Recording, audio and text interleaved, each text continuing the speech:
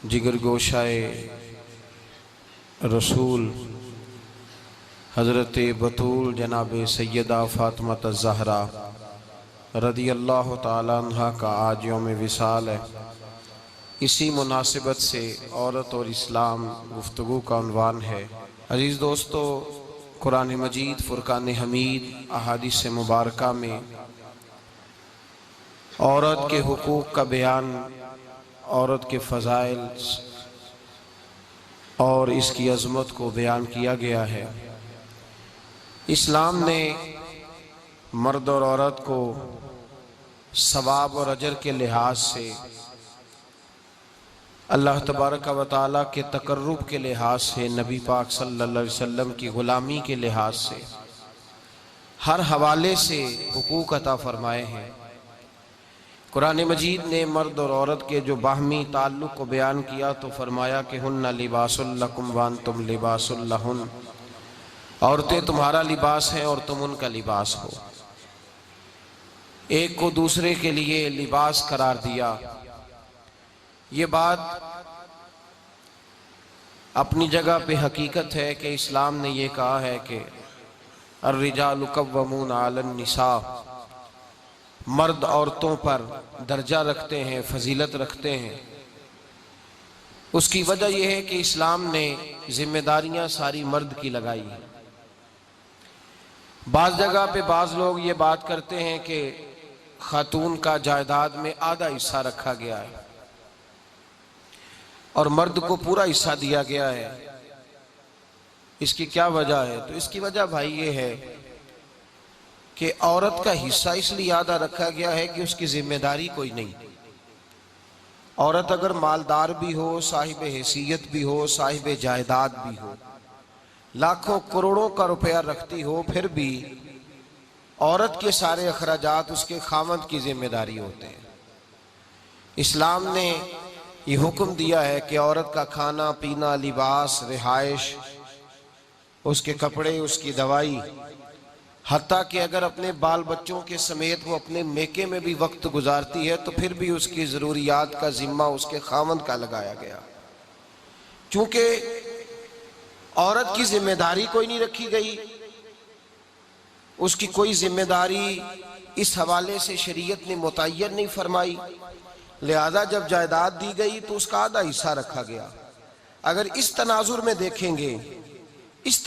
देखेंगे कि जिम्मेदारी उसकी कोई भी नहीं, खर्चा उसका कोई भी नहीं और उसको फिर भी आधा हिस्सा दिया गया है, तो फिर लोग जरूर ये बात समझने को तैयार होंगे कि इस तनाजुर में तो इस्लाम ने औरत को ज्यादा हिस्सा अता फरमाया है। उसके जिम्मे काम ही कोई नहीं लगाया, जिम्मेदारी कोई नहीं लगाई, जिम्मेदारी सारी जो है उसके खामद की लगाई गई। इस्लाम ने औरत के हुकूक की सिर्फ बयान नहीं किए बल्कि औरत के फजाइल बयान किए। खातून को इज्जत से नवाजा है। देखिए ना, बेटे की जिम्मेदारी बाप के जिम्मे उतनी देर तक होती है जब तक बेटा बालिग नहीं हो जाता। जब बेटा बालिग हो गया, शऊर वाला हो गया, बाप की जिम्मेदारी खत्म। वो अपनी शादी के इंतजामात खुद करेगा, अपने लिए वसाइल खुद ढूंढेगा, उसको जितनी भी जिंदगी में जरूरियात हैं उनकी किफालत के लिए असबाब वो खुद मुहैया करेगा, उसके बाप की ये जिम्मेदारी नहीं। लेकिन औरत के लिए बेटी के हक में कानून ये नहीं है कि बालिग हो गई तो माँ बाप फारिग हो गए, बल्कि बेटी के हक में कानून ये है कि जब तक बेटी की शादी नहीं हो जाती, जब तक उस बेटी का निकाह नहीं हो जाता और वो अपने ससुराल नहीं चली जाती, उतनी देर तक उसको माँ बाप की जिम्मेदारी रखा गया है। पैदा होने से लेकर निकाह तक वो माँ बाप की जिम्मेदारी है और निकाह के बाद वो खामद की जिम्मेदारी है। और जब बच्चे जवान हो जाएं तो फिर माँ की खिदमत करेंगे तो अल्लाह जन्नत अता फरमाएगा। तो हर लिहाज से औरत को तहफ्फुज दिया गया। तहफ्फुज जो जदीद मुआशरे से मुतासिर होकर और चंद झूठे नाड़ों की धोखे और फरेब में आकर बाज पढ़ी लिखी खवातीन ये मुतालबा करती हैं कि हमारे बराबर के हुकूक हैं, तो हमें मैदान अमल में निकलना चाहिए, हमें भी अपने लिए असबाब जमा करने चाहिए, नौकरी करनी चाहिए, तिजारत करनी चाहिए। हमें भी बाहर निकलकर मर्दों के शाना बशाना निकलना चाहिए, तो ये तो उनके साथ ज्यादती की जा रही है, ये तो उन्हें धोखा दिया जा रहा है, ये तो उन्हें, हाँ कुछ शराइत के साथ औरत बापर्दा होकर किसी मजबूरी के तहत अगर कोई काम करती है तो शरीयत उसको पाबंदी नहीं लगाती, लेकिन जो रंग और तरीका हमें सिखाया जा रहा है कि उसको कोई जरूरत भी नहीं, कोई मजबूरी भी नहीं, कोई ऐसी हाजत भी नहीं, बिला वजह वो काम करना चाह रही, और काम भी वो इसलिए नहीं करना चाह रही, इसलिए नहीं करना चाह रही कि वो अपने खामंद का हाथ बटाएगी या जरूरियात के अंदर ख्याल रखेगी, बल्कि उसको कहा यह जा रहा है कि तू किसी की मोहताज ना रहेगी, तू बिल्कुल आजाद हो जाएगी, जो तेरे तबीयत में आएगा तू वो करेगी, तू पाबंद नहीं रहेगी खामंद की। तो आज चूंकि मीडिया आम हो गया है और लोग हर वो बात जो किसी शख्स के अपने जाती फायदे की होती है उसको लोग जरा ज्यादा तवज्जो से सुनते हैं, ज्यादा कान लगाते हैं, उसका नुकसान फिर ये होता है कि खवातीन बेचारी शिकार हो जाती हैं और माज़अल्लाह ताला सुम्मा माज़अल्लाह यहाँ तक बातें सुनने में मिलती हैं कि इस्लाम ने तो शायद हुकूक ही पूरे नहीं दिए और अब यूरोप की कोई खातून उठेगी और मादर पिदर आज़ाद होकर कुछ ऐसा पैगाम लाएगी जिससे औरतों के हुकूक का तायन होगा। मेरे भाई, औरत के जितने हुकूक हो सकते थे, जितने को हुकूक हो सकते, जितनी की उसको जरूरत थी, उससे कहीं बढ़कर मेरे रसूल ने अता फरमाए, उससे कहीं बढ़कर नबी पाक ने अता फरमाए। और एक हरफ की, एक लफ्ज की, एक नुक्ते की भी मजीद गुंजाइश नहीं रखी रसूल करीम सल्लल्लाहु अलैहि वसल्लम। देखिए ना, और फिर कितनी तेजी से हुजूर ने बदला। आज तो कहते हैं बिल असेंबली में जाएगा, वहां वो पास होगा, वहां फिर उस पर अगर एतराजात होंगे तो वो सुने जाएंगे, उसके बाद उसको लाया जाएगा थानों में, फिर उस पर अमल दरामद कराया जाएगा, कौन जीता है तेरी जुल्फ के सर होने तक। अरब के मुआशरे के अंदर बच्ची जिंदा दरगोर की जाती थी, उसका कोई हक नहीं था, कोई उसको पूछता नहीं था। मेरे नबी करीम अलैहिस्सलातु सलाम ने रंग ही बदल दिया, आते रंग ही बदल दिया, अंदाज ही बदल दिया। हुजूर ने फरमाया जिस शख्स को अल्लाह बेटी दे और फिर वो अपनी बेटी के साथ प्यार करे, फिर वो उससे अच्छा अदब सिखाए और बेटे को बेटी पर तरजीह न दे, ये न कहे कि ये बेटा है तो ज्यादा प्यारा, तरजीह न दे, बल्कि मसावी सलूक करे, बराबर का सलूक करे, अच्छा अदब सिखा के उसे रुखसत कर दे, उसका निकाह कर दे। इतनी बड़ी शान बयान की। हुजूर ने फरमाया जिस तरह मेरी 2 उंगलियां जुड़ी हुई हैं, इस तरह मेरे साथ जुड़ के जन्नत में दाखिल हो जाएगा। इतना बड़ा मकाम हुजूर ने अता फरमाया, इतना बड़ा मकाम अता फरमाया। नबी पाक हजरत आयशा सिद्दीका रज़ी अल्लाह ताला अन्हा फरमाती हैं, मेरे पास एक औरत आई तो मैंने उसे, उसके साथ 2 बेटियां थी उसकी, मेरे पास 3 खजूरें थी, मैंने उस बीबी को दे दी। 2 बेटियां थी। उस औरत ने क्या किया, मैं देख रही थी, माँ थी ना और बेटियों की माँ थी, उसने पहले एक एक खजूर दोनों बेटियों के मुंह में डाली और फिर जो खजूर उसके पास बच गई, मेरा ख्याल था ये खाएगी, लेकिन उस माँ ने उस खजूर के 2 टुकड़े किए और वो भी अपनी बेटियों के मुंह में डाले। हजरत आयशा सिद्दीका फरमाती है उसका अमल इतना हसीन था, उस बीबी के इस अमल के अंदर इतना हुस्न था कि मेरी आंखों में भी वो बात रह गई, दिल में भी रह गई, रूह में भी समा गई। उसके हुस्न और तासीर को मैं भुला न सकी। शाम तक वो कैफियत, वो अंदाज, वो उस औरत का तर्ज, उसका वो अंदाज मेरी तबीयत के अंदर बार बार मुझे उसकी तरफ मुतवज्जे करता रहा। शाम को महबूब तशरीफ लाए, नबी करीम सल्लल्लाहु अलैहि वसल्लम शाम को जब तशरीफ लाए तो हबीब पाक अलैहिस्सलाम को मैंने बतलाया, मैंने कहा हुजूर बीबी आई थी, उसका चेहरा बता रहा था कि भूखी है, लग रहा था कई दिनों से खाना नहीं खाया। 3 खजूरें थी ही मेरे पास 3, 2 बेटियों को दे दी, वो खा सकती थी, लेकिन या रसूल अल्लाह सल्लल्लाहु अलैहि वसल्लम उसने खाई नहीं, वो भी खजूर 2 टुकड़े करके बेटियों में बांट दी है।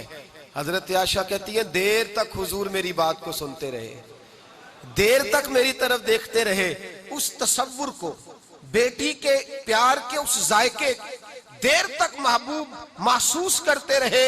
और फिर फरमाया आयशा जो दुनिया में बेटियों की वजह से आजमाया जाएगा, जब कयामत का दिन आएगा तो रब उससे हिसाब नहीं लेगा, बेहिसाब ही जन्नत में दाखिल फरमा देगा। अल्लाह फिर उससे हिसाब नहीं लेगा जो बेटी के सबब से आजमाया जाए। यानी हुजूर ने बाप को कहा कि बेटी को मुसीबत ना समझना, अगर कभी उसके मेके से झगड़े का पैगाम भी आ जाए, अगर कभी दोबारा तुझे उसकी तरफ पलट कर जाना भी पड़े। मेरे नबी पाक सल्लल्लाहु अलैहि वसल्लम से किसी सहाबी ने कहा था, या रसूल अल्लाह बेहतरीन सदका कौन सा है? हुजूर बेहतरीन सदका कौन सा है? वो मेरा माल जो अल्लाह के रास्ते में खैरात करूं तो रब मुझे ज्यादा अजर अता करे, वो कौन सा है? तो मेरे नबी पाक ने फरमाया, अगर तेरी बेटी वापस लौट आई तलाक की वजह से या बेवा होकर वापस आ गई और तुझे उस लौटने वाली बेटी पर कुछ खर्च करना पड़ा, तो तेरे रसूल का वादा यह है कि अल्लाह तुझे उस रुपए पर सबसे ज्यादा अजर अता फरमाएगा, उस पैसे पर अल्लाह तुझे सबसे ज्यादा। इन्हें बोझ ना जानना, इनकी आजमाइशों पे परेशान ना होना। घर कभी बेटी का पैगाम आ जाए कि उसको फिर से ये तकलीफ हुई है, बाप समझने लगा था कि मैं तो फारिग हो गया, निकाह करके मैं फारिग हो गया, फिर अगर कभी उसे पैगाम आए तो मेरे मुस्तफा करीम ने फरमाया वो परेशान ना हो, वो दुखी ना हो, बल्कि जो बेटी की वजह से आजमाया जाएगा उससे तो हिसाब ही नहीं लिया जाएगा, अल्लाह बगैर हिसाब ही जन्नत अता फरमा देगा। इतना बड़ा मकाम, इतनी बड़ी अजमत और फजीलत अल्लाह के रसूल ने बेटियों के माँ बाप को अता फरमाई। बेटियों के माँ बाप इस चीज को समझें कि वो तो एजाज हासिल कर रहे हैं, उनको तो अल्लाह तबारक व तआला ने फजीलत दी है बेटी देकर, उनके लिए तो खुदा ने रहमत का सामान किया है।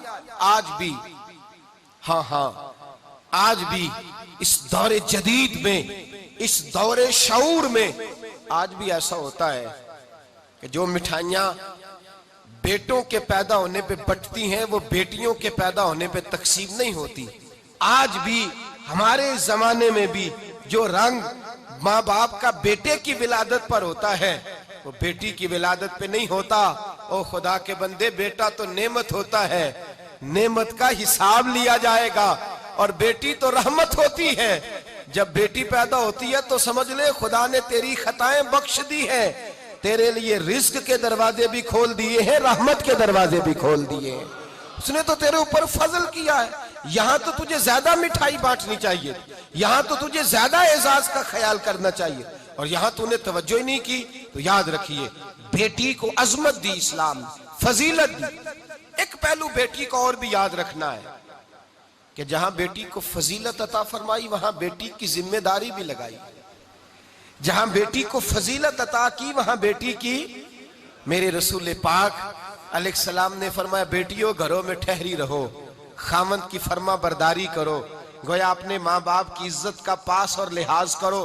फरमाया घरों के अंदर ठहरी रहो, बाहर निकलोगी तो शैतान तुम्हें ताड़ेगा, अपने माँ बाप का ख्याल करो। अगर तुम इस हाल में दुनिया से जाओगी तो रब तुम्हें बेहिसाब ही जन्नत अता फरमाएगा। बेटी की जिम्मेदारी भी लगाई, जिम्मेदारी भी उसकी, माँ बाप की खिदमत करेगी, माँ बाप का पास और लिहाज करेगी। भाइयों, कायनात में जो बेटी सबसे ज्यादा इज्जत वाली है वो मेरे मुस्तफा की बेटियां हैं।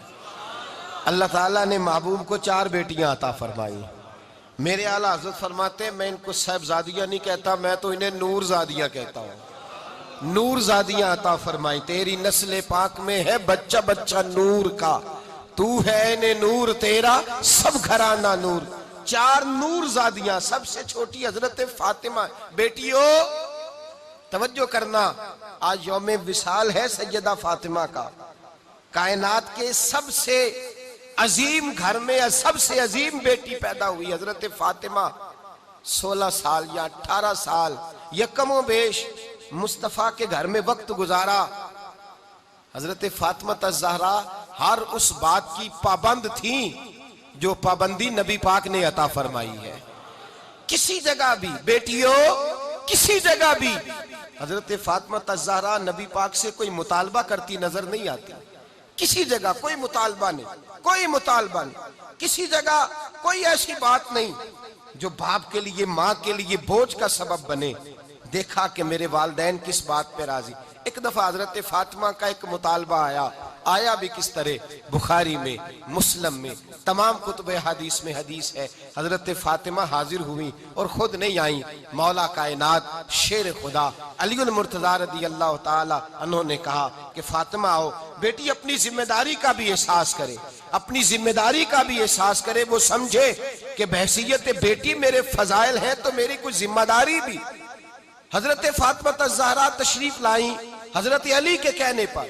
जनाब अली कहने लगे फातिमा मुझसे देखा नहीं जाता, तू चक्की भी पीसती है, आटा भी गूंथती है, रोटियां भी पकाती है, झाड़ू भी देती है, और इमाम हसन और हुसैन के दरमियान पूरे साल का वक्फा नहीं था, 11 महीने का वक्फा था, 2 बच्चे भी तकरीबन हम उम्र है, इतनी ज्यादा तो मुशक्कत करती है। भाई सवेरे जो बेटी उठती है, आटा रात को गूंद करके उसने रख दिया है फ्रीजर के अंदर, सवेरे फ्रिज से निकाला है और निकाल के रोटियां पकाई हैं, फिर भी वो काबिल सताइश है, फिर भी वो ये कहती है कि बड़ा मुश्किल काम है ये, सवेरे उठना, इफ्तारी तैयारी करना और खाना पकाना, आधा घंटा पौना घंटा पहले उठना पड़ता है। जरा हजरत फातिमा ज़हरा रदी अल्लाह ताला अन्हा का मेयारे जिंदगी भी मुलाहिजा फरमाइए। शहजादी कौनैन, सबसे बड़ी शहजादी, वो कितने बजे उठती होंगी जिस बीबी ने आटा भी खुद पीसना है, घर में झाड़ू भी देना है, और फिर औरतें कहती हैं आटा गूंद करके फौरन रोटी नहीं पकाई जाती, कुछ देर रखना पड़ता है, फिर उसको रखना है, फिर उसको तैयारी करना है, फिर हजरत मौला अली को देना है, फिर असरैन करीमैन को देना है। हजरत आयशा सिद्दीका कहती हैं मौला अली ने कहा कि फातिमा तेरी ये मुशक्कत देखी नहीं जाती, चल ना दरे रसूल पे चले, हुजूर से खादिम का सवाल कर ले, एक मुलाजिम मिल जाए जो कामकाज में तेरा हाथ बटाए। हजरत फातिमा तशरीफ लाई। भाई मेरा तो ख्याल ये है कि बेटी अगर बाप से आके मुतालबा करे तो हो सकता है बाप शहर के चौराहे में खड़ा हो जाए और कहे कोई मुझे खरीद ले और मैं बेटी की ख्वाहिश पूरी कर दूं। शायद माँ बाप बिकने को तैयार हो जाए, शायद माँ बाप बिकने को तैयार हो जाए, इतना बड़ा ये काम होता है। हजरत फातिमा ज़हरा तशरीफ लाई और जनाब आयशा कहती हैं हाथ खोल के छाले दिखाए, हाथों में पड़े हुए छाले, या रसूल अल्लाह सल्लल्लाहु अलैहि वसल्लम चक्की पीस के छाले पड़ गए, एक गुलाम मिल जाए। मेरे नबी पाक ने क्या फरमाया? फरमाया फातिमा जा घर जाके 33 बार सुभान अल्लाह पढ़, 33 बार अल्हम्दुलिल्लाह पढ़, 34 बार अल्लाहु अकबर पढ़, अल्लाह तुझे गुलाम आजाद करने का सवाब अता फरमाएगा। और फरमाया गोया चक्की तू नहीं पीसनी है, आटा तू नहीं गूंदना है, घर में झाड़ू तू नहीं देना है, अल्लाह के फराइज, खामद की जिम्मेदारी, दीन की नौकरी, बच्चों की परवरिश तेरी ही जिम्मेदारी। अब वहां हजरत फातिमा ज़हरा का जो जवाब है वो ये नहीं है कि अब्बा जी फलां के घर के अंदर इतने मुलाजम है, फलां ने अपनी बेटी को इतना जहेज दे के भेजा है। हजरत फातिमा बेटी होने की जिम्मेदारी का एहसास करती है और क्या फरमाती है? जब हुजूर ने फरमाया जाओ ये तस्बीहात पढ़ो, तो हजरत फातिमा का जवाब क्या है? अर्ज करती हैं या रसूल अल्लाह मैं खुश हो गई हूँ, मैं खुदा से भी राजी हूँ, मोहम्मद मुस्तफा से भी राजी हूँ, मैं राजी हो गई हूँ, मुझे खैर मिल गई है, मुझे अल्लाह तबारक व तआला की तरफ से इनाम से नवाजा गया।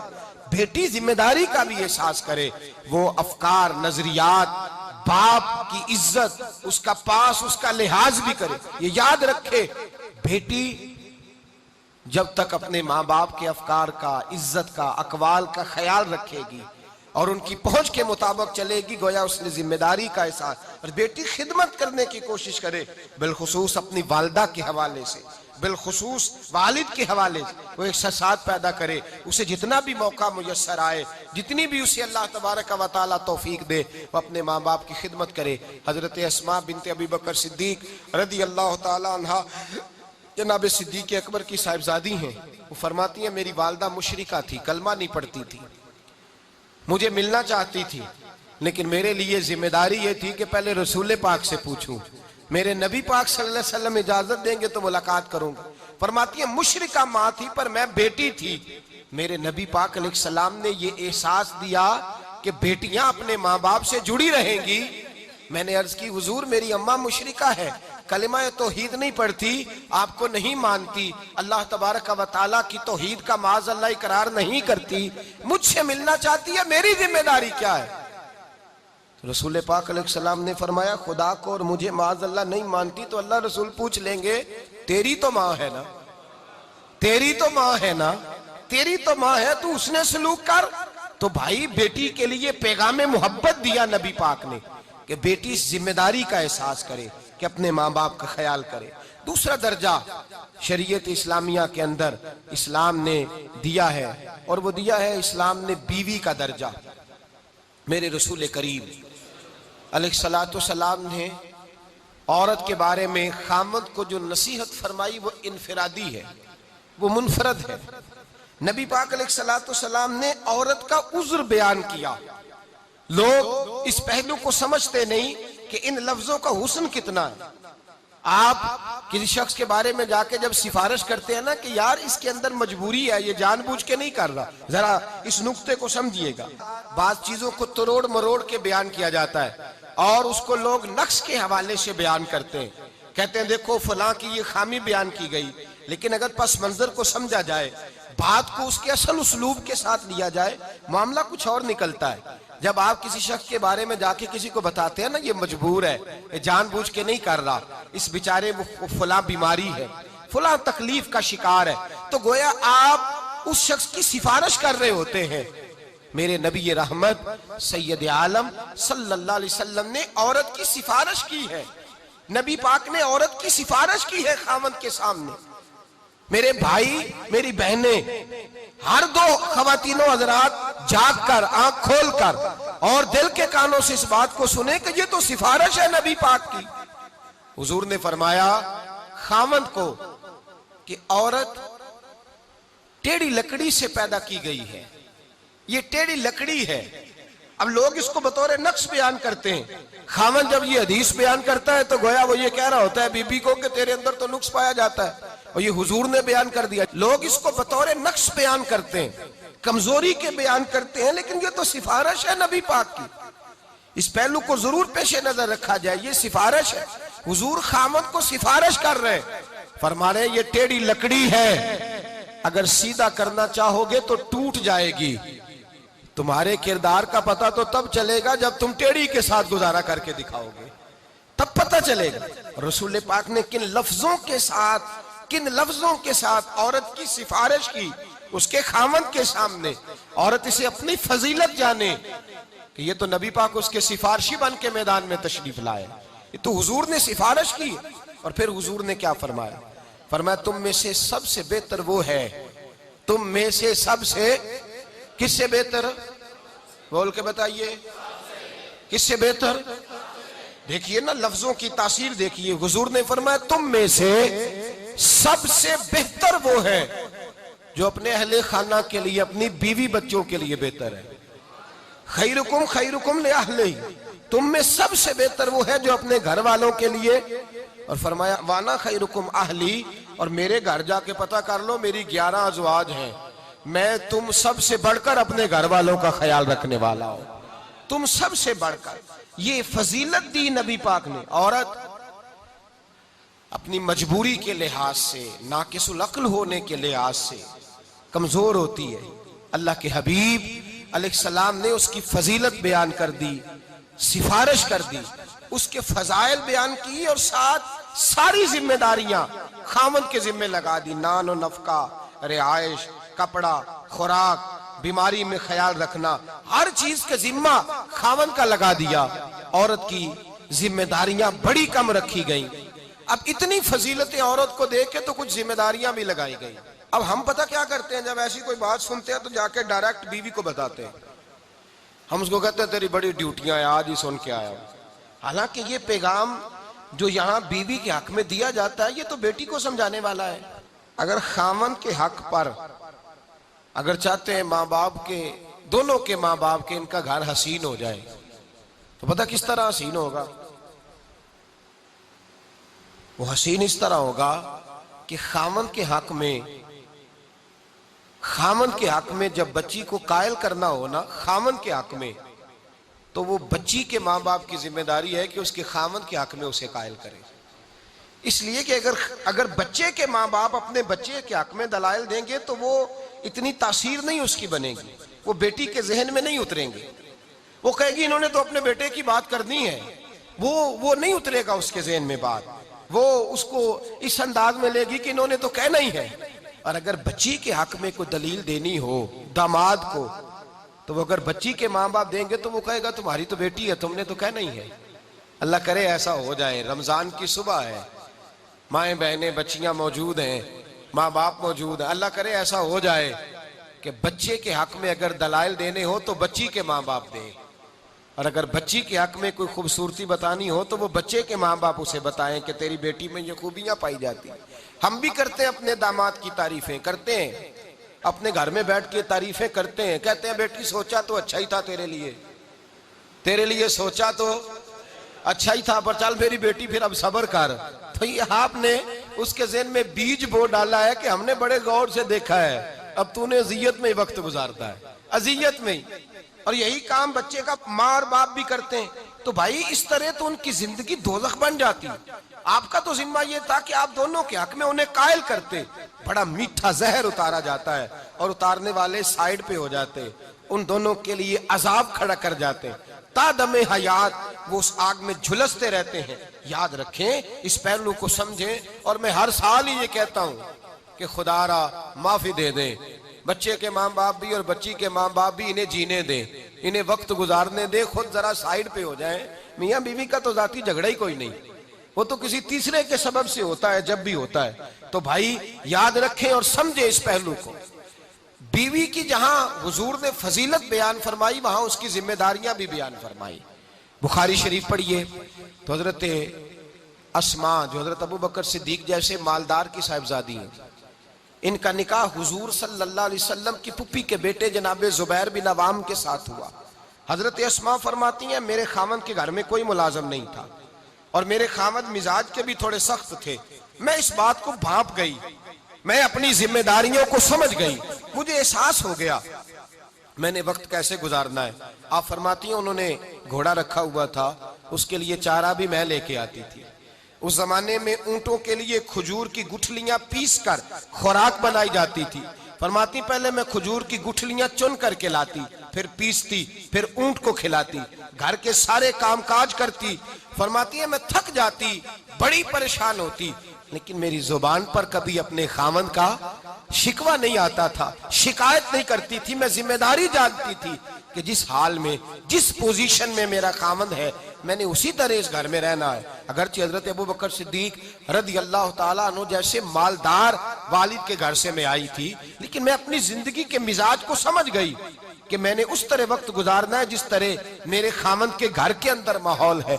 मेरे हबीब पाक अलैहिस्सलातु सलाम एक दिन मेरे पास से गुजरे तो हजरत अस्मा फरमाती है मैं चारा उठाए खेतों से आ रही थी, नबी पाक सल्लल्लाहु अलैहि वसल्लम फरमाती है हुजूर सैयद आलम सल्लल्लाहु अलैहि वसल्लम गुजरे तो हुजूर ने अपने ऊंट को बिठाया और फरमाया अस्मा ऊंट पर बैठ जाओ, तुम्हारे पास चारा है, वजन है, तकलीफ में हो मैं तुम्हें घर छोड़ देता हूँ।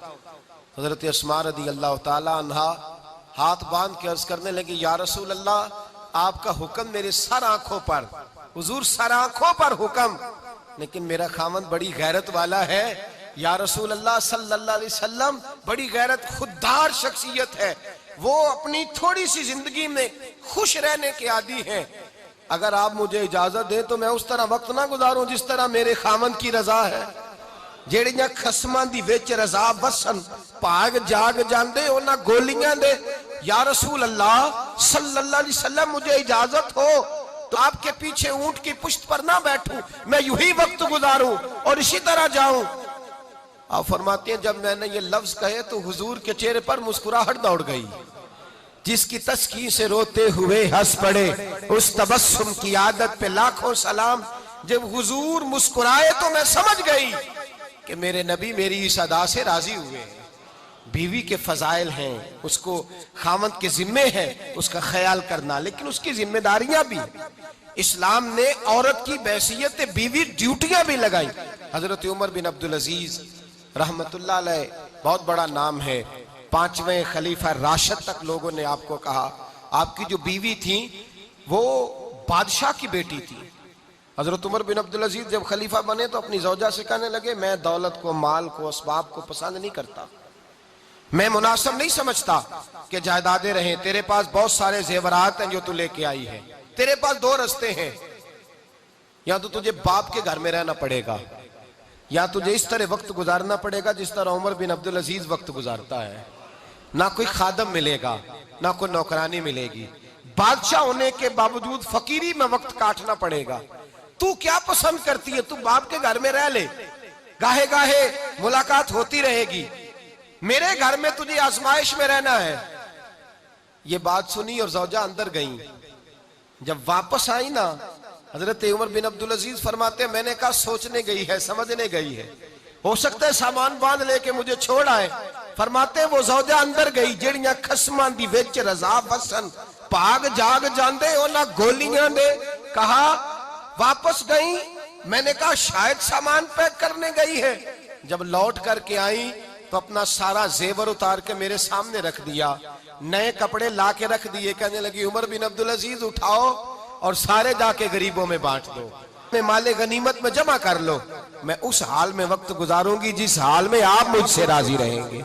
जिम्मेदारी लगाई औरत की, वो एहसास करे, समझे, भेजा शिकवे भेजा शिकायत, बल्कि बाज़-औक़ात बहुत सारे खामन नाजायज माल इसलिए इकट्ठा करते हैं कि घर के अंदर अज़वाज के मुतालबात, उनकी गुफ्तगू, उनका लबो लहजा इस कदर सख्त और तुर्श होता है कि मजबूर कर दिया जाता है। माए बहनें इस बात का ख्याल करें। हजरत उमर बिन अब्दुल अजीज रहमतुल्लाह ताला अलैह, आपकी बीवी ने हर चीज दे दी, आपने माले गनीमत में जमा कर दी। हजरत उमर बिन अब्दुल अजीज का कुछ अरसे के बाद विसाल हुआ तो हजरत उमर बिन अब्दुल अजीज की बीवी के भाई, आपके साले, वो खलीफा बन गए। जब वो खलीफा बने तो उन्होंने देखा मेरी बहन का जेवर माले गनीमत में शामिल है। अपनी बहन को कहा कि बहन, मेरा इरादा बना है कि तेरा जेवर वापस कर दूं, मैं वो तेरा जेवर सारा वापस कर दूं। उमर बिन अब्दुल अजीज की जो तेरे ऊपर पाबंदियां थी वो उठ गई हैं, अब तेरा भाई है, हर चीज की सहूलत मिलेगी, आसानी मिलेगी। कहते हैं जब मैंने ये कहा तो वो नेक बख्त खातून जिसका नाम भी फातिमा था, वो कहने लगी मैं अगरचे हजरत फातिमा की जिस्मानी औलाद तो नहीं पर उनकी रूहानी औलाद तो हूं ना। ये कैसे हो सकता है कि मैं खामद की जिंदगी में वफादार रहूं और उनके विसाल के बाद मैं बेवफा हो जाऊं? का बिल्कुल किसी चीज की जरूरत नहीं है। जिस फकर में मेरे खामद मुझे पसंद समझते थे, उनकी जिंदगी में जिस दरवेशी में मैंने वक्त गुजारा है, मैं इंतकाल के बाद भी उसी तरह वक्त गुजारूंगी। मैं अपनी बेवगी का जमाना, उनकी जुदाई का वक्त जब तक जिंदा उसी तरह गुजारूंगी जिस तरह वो पसंद करते थे। औरत को फजाइल दिए, उसकी जिम्मेदारी भी लगाई। तीसरा दर्जा बहन को दिया गया। मेरे रसूल पाक अलैहिस्सलातु सलाम ने फरमाया जिस तरह किसी बाप की जिम्मेदारी उसकी बेटियों पे होती है, अगर कभी बाप इंतकाल कर जाए और भाई की अल्लाह जिम्मे लगा दे, और मैं ये कहा करता हूं अगर अल्लाह भाई को ये सादत अता कर दे तो भाई बनता संवरता ही रहता है। भाई बेचारा समझता है ओ खुदा के बंदे, जब तू बहनों की जिम्मेदारी अदा करता है ना, बहनों की, तो यूं समझ ले अल्लाह तुझे कई लोगों के नसीब का रिज़्क़ अता फरमाता है, कई लोगों की बरकत से अल्लाह तुझे देता है, कई लोगों की वजह से अल्लाह तुझे नवाजता है। जब तू ये वाला एहसास पैदा करता है, मेरे मुस्तफ़ा करीम सल्लल्लाहु अलैहि वसल्लम ने फरमाया कि जिसके जिम्मे 2 बहनें आए, 3 बहनें आए, एक सहाबी ने कहा या रसूलल्लाह अगर एक बहन आ जाए तो, भाई के जिम्मे एक बहन आ जाए, तो मेरे नबी पाक ने फरमाया उसकी परवरिश करे, अच्छा अदब सिखाए, अच्छा अदब सिखाए, परवरिश करे, तालीम दे और निकाह करके उसे रुखसत कर दे। जिस तरह मेरी 2 उंगलियां जुड़ी हुई है, मेरे साथ जुड़ के जन्नत में दाखिल हो जाएगा। तो ये फजीलत और अजमत देखिए ना, खुद महबूब ने अमल करके दिखाया। हजरत हलीमा सादिया रज़ी अल्लाह ताला अन्हा की साहिबजादी जनाब शीमा, जो बचपन में नबी पाक सल्लल्लाहु अलैहि वसल्लम के साथ खेला करती थी। सहाबा कहते हैं जब वो मदीना मुनव्वरा आई, उनका कबीला हवाजन बड़ी सख्त जंग की मुसलमानों के साथ, सख्त लड़ाई की उन लोगों ने, बड़ी मुश्किल से हमने गलबा पाया, और हमने जब उनको बांधा तो रस्सियां जोर के साथ बांधी, उनको पकड़ के मदीने लाया गया। तो हजरत अबू हुरैरा कहते हैं सादे सा बीबी का लिबास, पुराने से कपड़े, कहने लगी मुझे ले चलो, मैं तुम्हारे नबी की बहन लगती हूँ।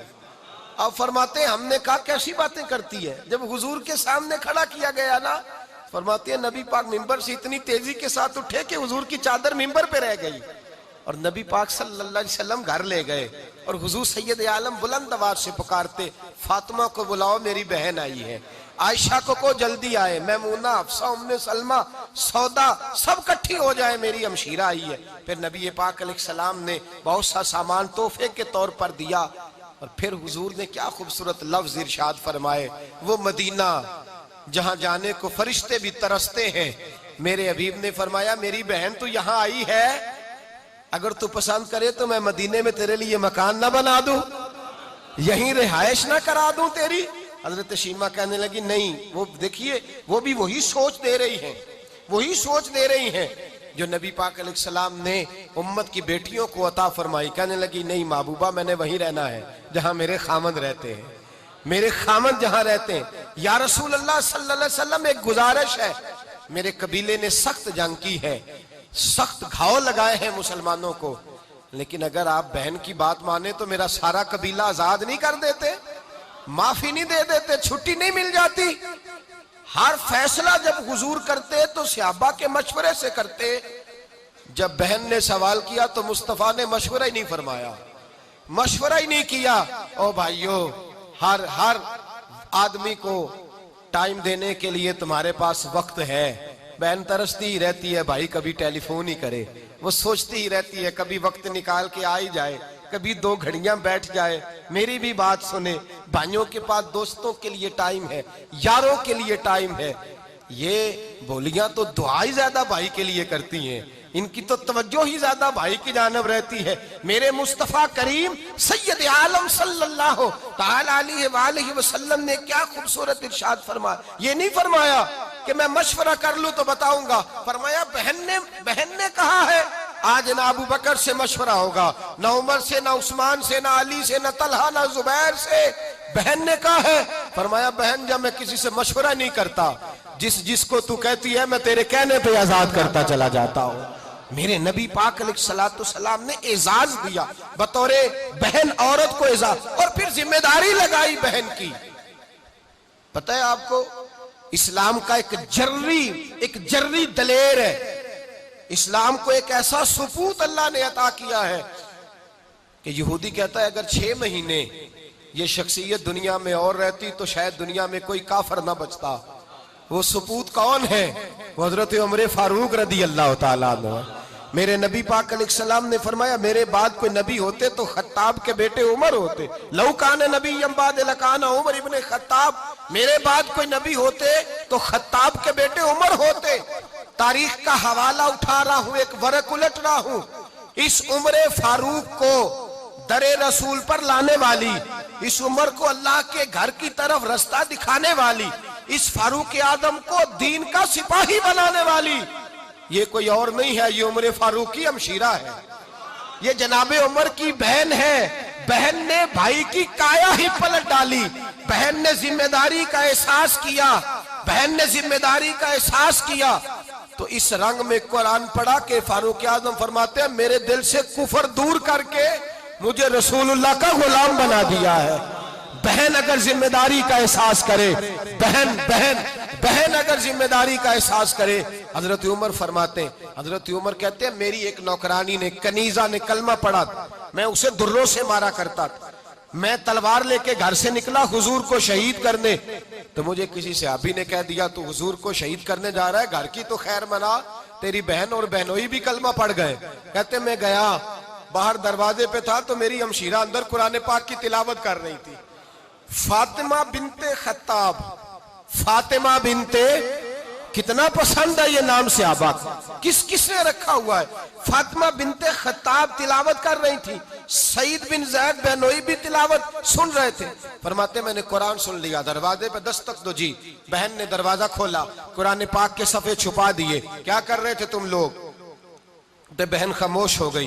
मैंने कहा बोलते क्यों नहीं? मुझे किसी ने बतलाया है तुमने कलमा पढ़ा है।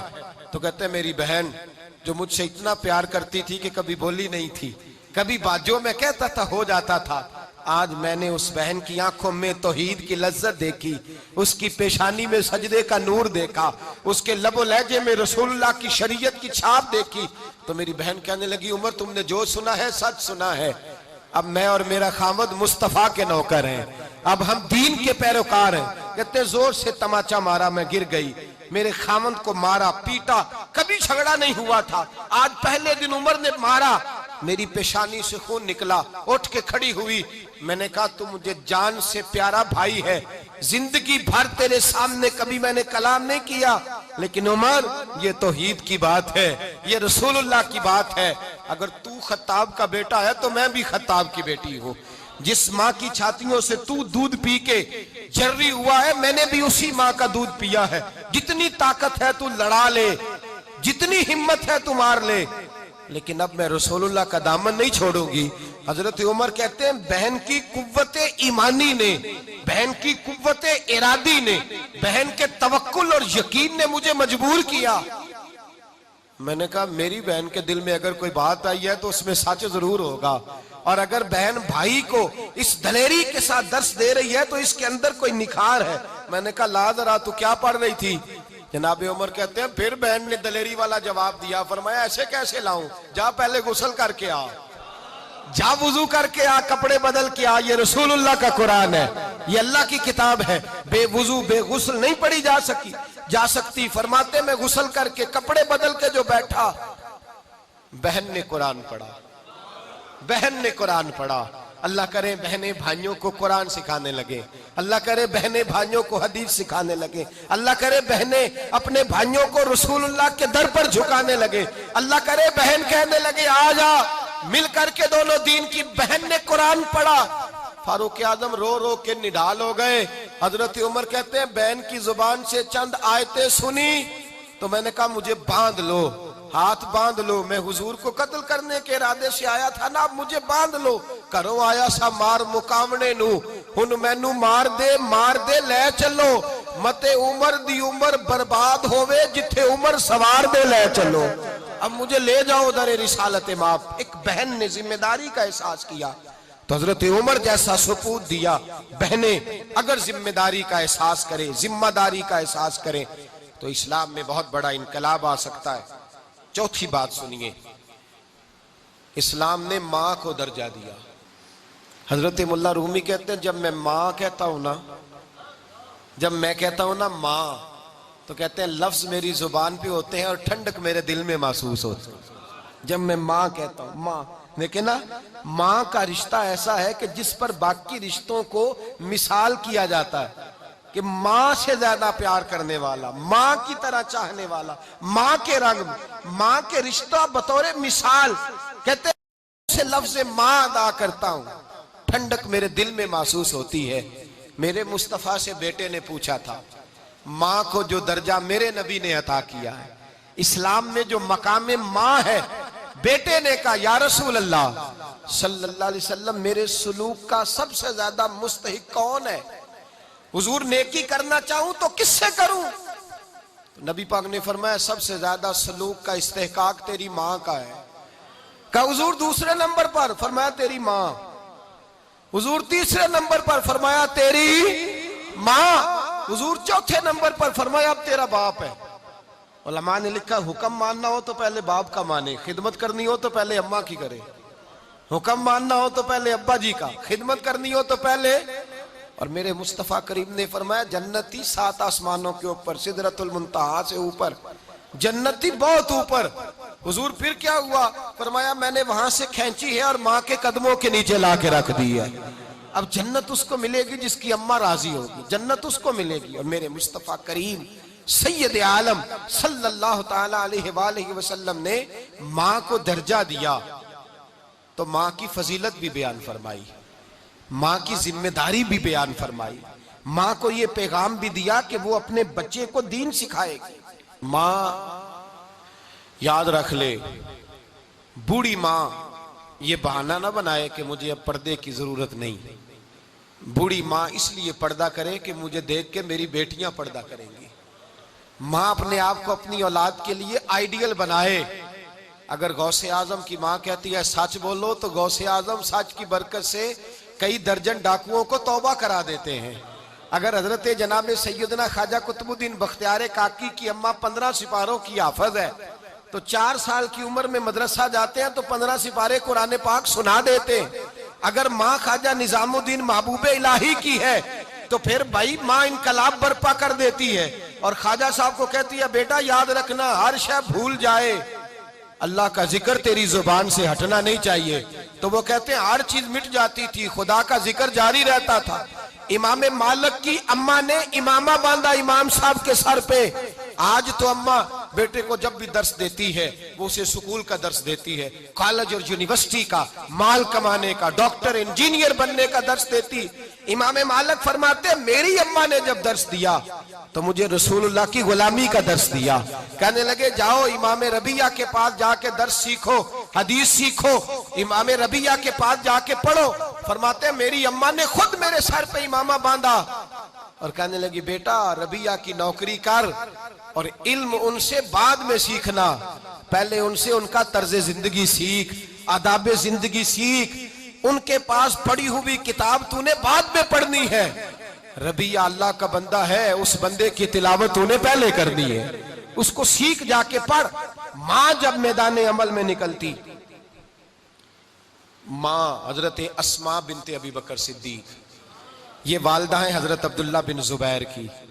हजरत अब्दुल्ला बिन जुबैर वो शहजादे मदीने में जब नबी पाक सल्लल्लाहु अलैहि वसल्लम सहाबा समेत तशरीफ लाए तो जिस औरत के, मुसलमान औरत के घर में भी बच्चा पैदा होता तो बेटी की विलादत होती।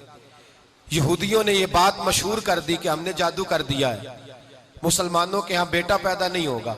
सबसे पहले बेटे हजरत अब्दुल्ला बिन जुबैर पैदा हुए। हजरत अबू बकर सिद्दीक के नवासे थे। जनाब सिद्दीक अकबर ने बेटे को पकड़ा, पहले दिन का बच्चा, और मदीने की गलियों में घूमना शुरू कर दिया। फरमाने लगे यहूदियों तुम्हारी बात झूठी साबित हुई है, मेरे रसूल को अल्लाह ताला ने बड़ी सदाकतों से नवाजा हुआ है, मेरे नबी पाक को अल्लाह ने मेरे रब ने बड़ी सदाकतों से मेरे मुस्तफा को नवाजा। देखो अल्लाह ने बेटा दिया है। उस बेटे को सबसे पहले गुड्डी मेरे नबी पाक ने अता फरमाई। यजीद लाइन के बाद अब्दुल मलिक बिन मरवान और हज्जाज बिन यूसुफ की फौजों के खिलाफ जो नौजवान, जो बुजुर्ग डट गए वो अब्दुल्ला बिन जुबैर थे। 73 साल का बुजुर्ग डट गया। कितनी उम्र? 73 साल की उम्र में डट गए। हजरत अस्मा जिंदा थी, 90 साल से ज्यादा उम्र थी, आंखों से नाबीना थी। हजरत अब्दुल्ला बिन जुबैर रदी अल्लाह ताला अन्हो, हज्जाज बिन यूसुफ की फौजें लाखों में मुकाबले में आई और जब आपके जितने भी साथी थे कुछ शहीद हो गए, कुछ मजबूर हो गए सुलह करने पर, हजरत अब्दुल्ला बिन जुबैर अकेले अम्मा के पास आए। आज अम्मा बेटा दीन के लिए देती हुई डरती है। वो कहती है अल्लाह जाने मदरसा जाएगा तो क्या होगा, नमाज पढ़ेगा तो क्या होगा, दीन की तरफ रगबत करेगा तो क्या होगा। हजरत अब्दुल्ला बिन जुबैर अपनी अम्मा से मशवरा लेने गए। कहने लगे अम्मा मेरे बहुत सारे साथी शहीद हो गए, बहुत सारे लोग सुलह पे मजबूर हो गए, अब मेरे पास 3 रास्ते हैं, या तो मैं इनके खिलाफ डटा रहूं, लड़ूं और शहीद हो जाऊं, या मैं सुलह कर लूं, या भागकर जान बचाऊं। तू मेरी बूढ़ी अम्मा है, तेरे बुढ़ापे का बड़ा ख्याल है, अम्मा मुझे बताओ मैं क्या करूं। जागिएगा, सुनिएगा, शऊर में जगह दीजिएगा। 90 साल की बूढ़ी अम्मा कहने लगी अब्दुल्ला तू ये बता कि तू हक पे है कि नहीं हक पे, तू ना हक लड़ रहा है कि हक पे लड़ रहा है। तो हजरत अब्दुल्ला बिन जुबैर कहने लगे अम्मा मुझे कसम है रसूलुल्लाह की जुल्फों की, मैं हक पे हूं, मैं हक पे लड़ रहा हूं।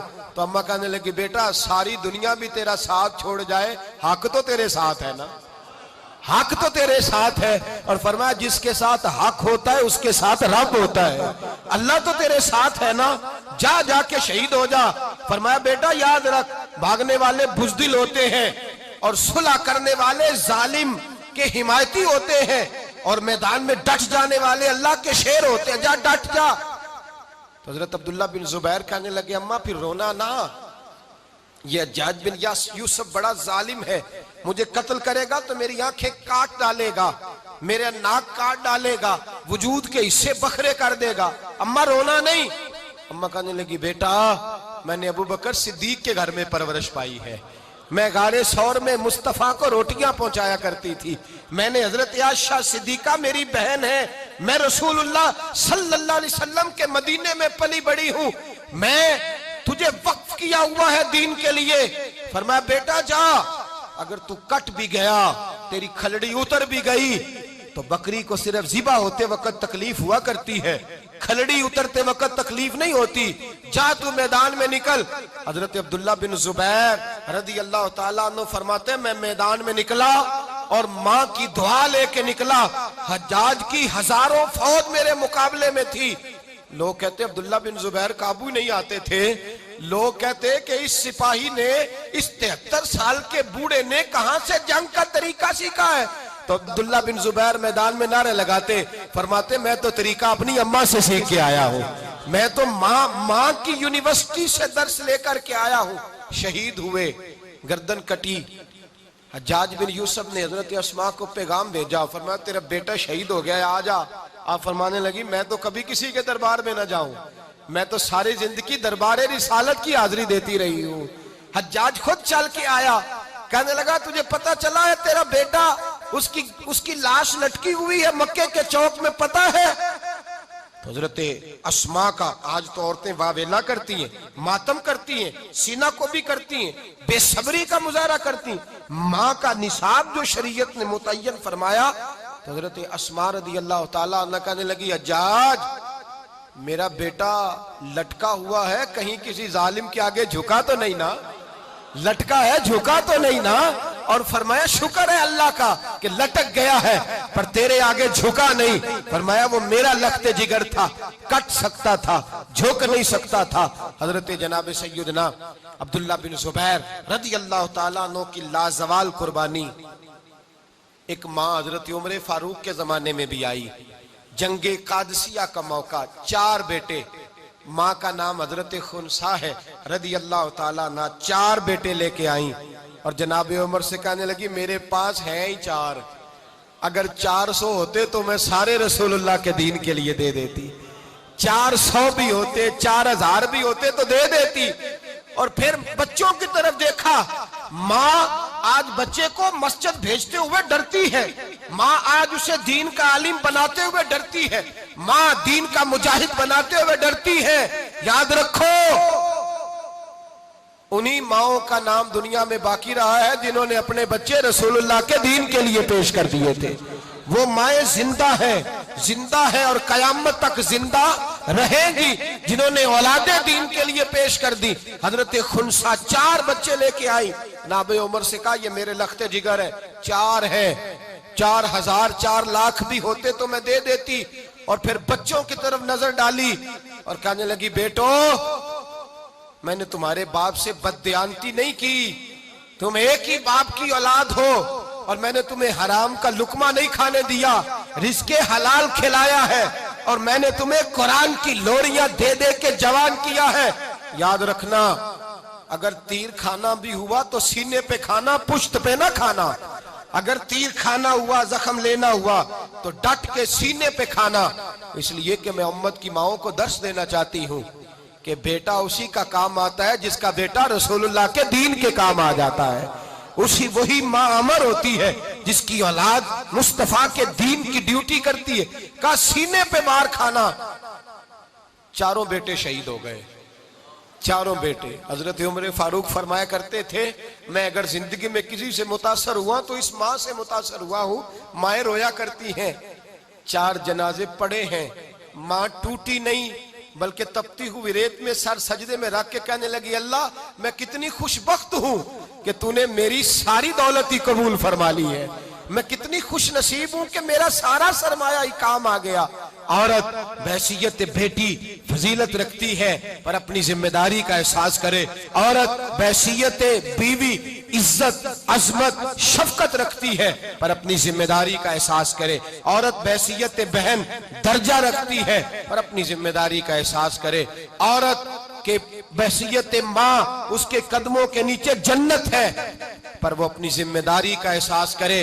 अगर औरत जिम्मेदारी का एहसास करेगी तो दुनिया को, इस्लाम को बड़े बड़े सपूत मिलेंगे, बड़े बड़े जर्नैल मिलेंगे, बड़े बड़े लीडर मिलेंगे, मुहद्दिसीन मुफस्सिरीन, बड़े बड़े इस्लाम को सिपाही मिलेंगे।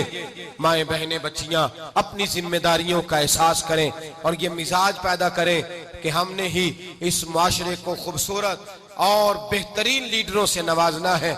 जब तक माओं की गोद हरी रहती है उस वक्त तक मुआशरा बांझ नहीं होता। मुआशरा तब बांझ होता है जब माँ की गोद के अंदर खुश्क साली आती है।